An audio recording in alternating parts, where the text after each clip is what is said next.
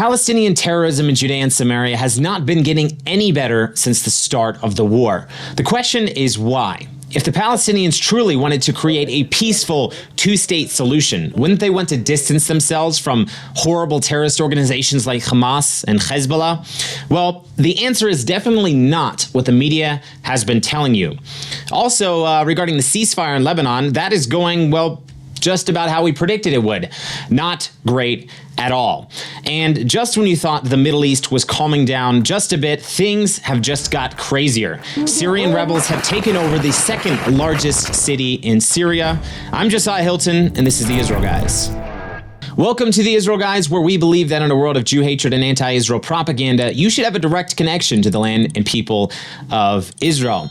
A terror attack on Friday afternoon left 9 Israelis wounded. Now, before we get into the specifics, I wanted to say something about Arab terrorism, specifically in Judea and Samaria. This kind of terrorism is what leads to a large-scale attack, much like we saw on October 7th. Now, Palestinian Arab terrorist attacks have been happening in Judea and Samaria for decades, and the kind of hate which is taught that leads a Palestinian to go out and murder Jews for no reason is the same kind of hate that will lead to a large-scale attack like October 7th against the Jewish state. أنا اسمي آية أحمد عبد الله سعيد البنا. الأساس في المدرسة عن إسرائيل.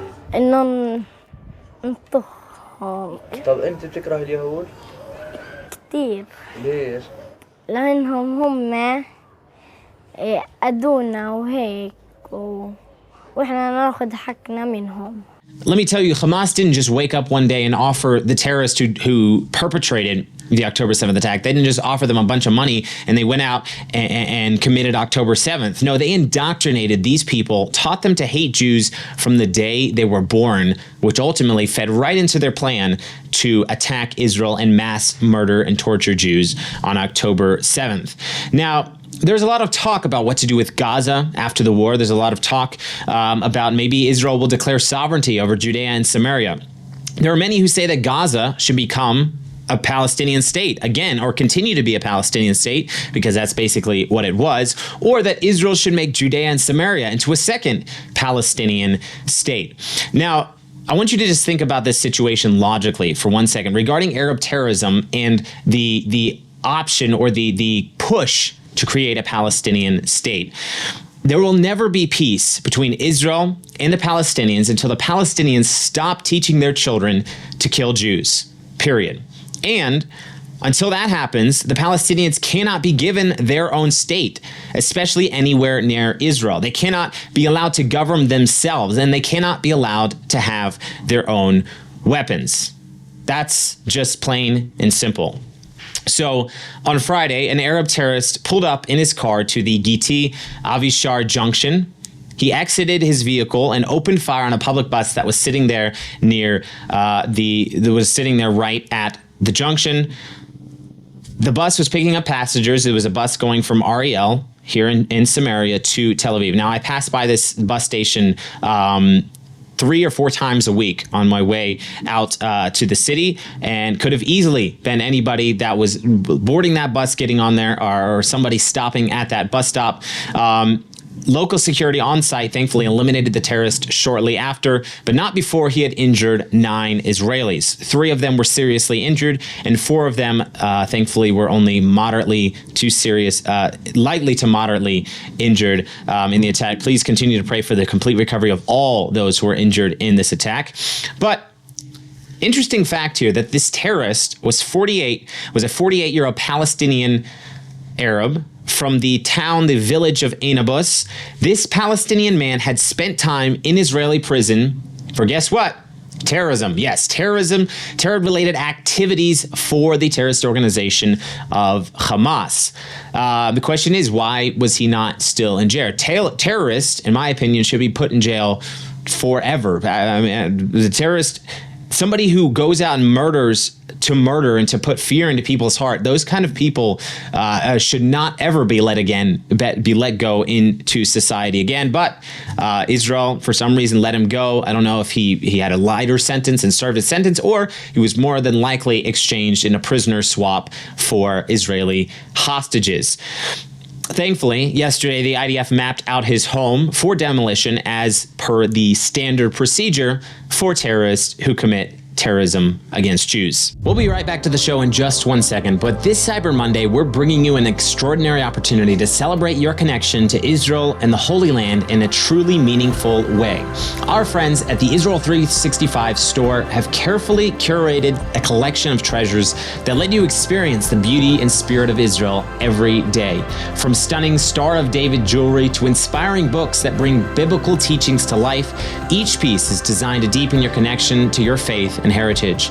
And it gets even better. This week only, for Cyber Monday, you can enjoy 40% off everything in the store, plus 20% cash back on your entire order. No codes needed, no hassle.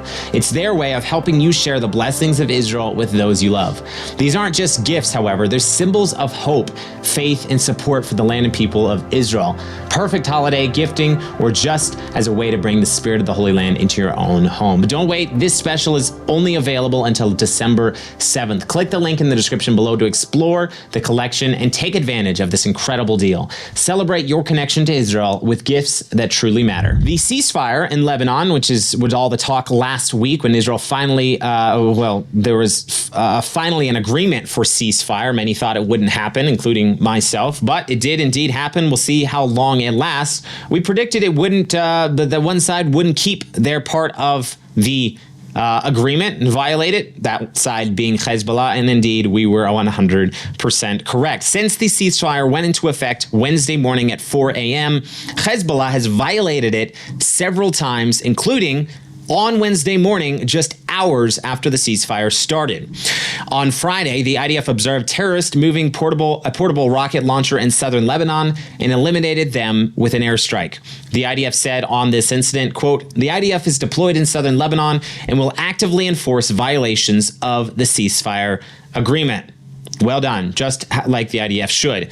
Just yesterday, the IDF reported that the paratrooper brigade identified armed terrorists near a church in southern Lebanon. The soldiers killed the terrorists in a firefight near the church, which had been used for Hezbollah operations.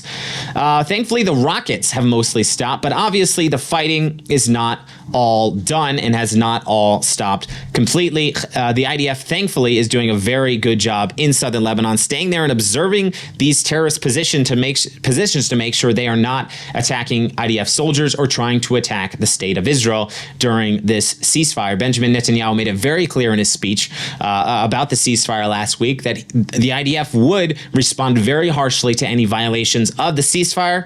Thankfully, so far, they have been keeping their word and are doing just that. Again, you have Israel keeping their side of the agreement, not to attack Hezbollah, and you have Hezbollah not keeping their side of their agreement, not to attack Israel, and move more north of the Litani River in southern Lebanon.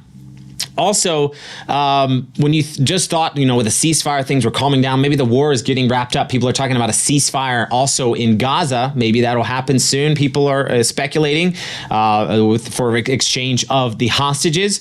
Just when you thought things were getting a little calmer, hysteria and craziness breaks out in Syria. Saturday and Sunday, Syrian rebels took control of the city of Aleppo, the second largest city in Syria, from the Bashar Assad regime, which, by the way, is backed by both Russia and Iran. Last night, videos surfaced on social media of the Syrian rebels swarming over President Assad's empty palace in Aleppo.